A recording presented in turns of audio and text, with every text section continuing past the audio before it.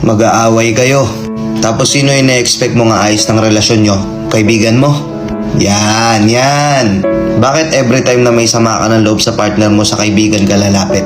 Kailangan ba kaibigan mo ayos ng relasyon yung dalawa? Kasama ba siya nung nililigawan mo pa lang siya? Kasama ba siya nung sinagot mo siya? Ito problema. Kapag galit ka sa partner mo, hahanap ka ng ibang taong ko-comfort sa'yo. Na instead na kayong dalawa umayos ng relasyon nyo. Instead na naging private yung away nyo, tapos magkakaayos din naman kayo sa huli, nalaman na ng ibang tao. At hindi lahat ng sinabihan mo, mananahimik at gagawin yung sikreto. Minsan magugulat ka na lang pag chichismisan ka.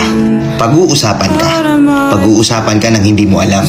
Kapag may away kayong dalawa, kapag may hindi kayo pagkakaunawa ang dalawa, kayo dapat mismo umayos. Hindi lahat Pero yung iba dito papa-comfort sa ibang tao.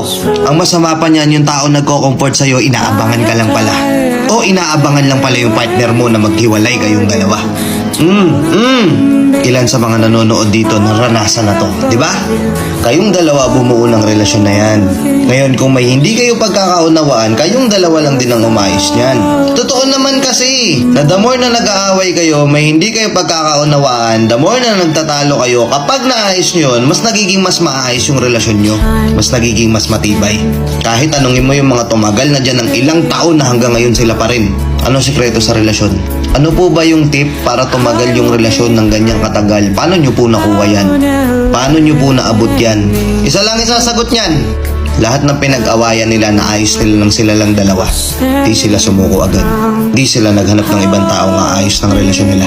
Silang dalawa lang din mismo nag-assess nun. Sa bagay, syempre ikaw, galit na galit ka sa partner mo eh. May hindi kayo pagkakaunawaan. Pikon na pikon ka. Magulo yung utak mo. Manghihingi ka ng advice sa kaibigan mo. Wala ka nang pakialam na hindi mo na alam kung totoong kaibigan ba talaga siya o hindi.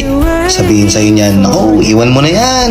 Napakarami pa dyan. Bakit di na lang ito? Bakit kasi hindi na lang ito? Bakit di na lang kasi siya?" Ikaw, dahil magulo isip mo, papasok sa'yo yun. Babalik ka sa partner mo. Mag-aaway na naman kayo.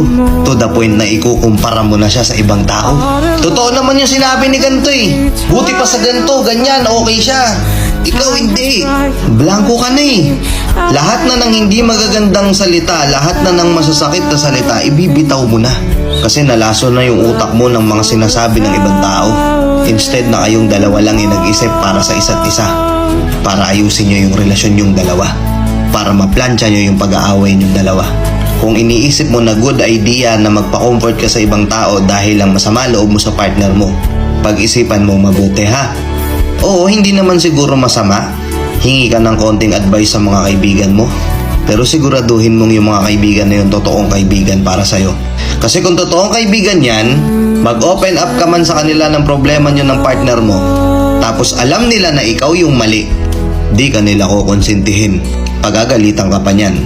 Pero kung yung nilapitan mo ay kukonsintihin ka, tapos ipupush ka pa nilang gumawa lalo ng mga maling desisyon mo sa buhay, hindi kaibigan yan.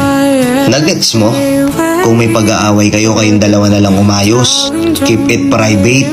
Keep it low-key. Kasi hindi nga lahat ng mapagsasabihan mo magiging honest. Na hindi nila ikakalat kung ano mang naging problema yung dalawa. Nakuha mo?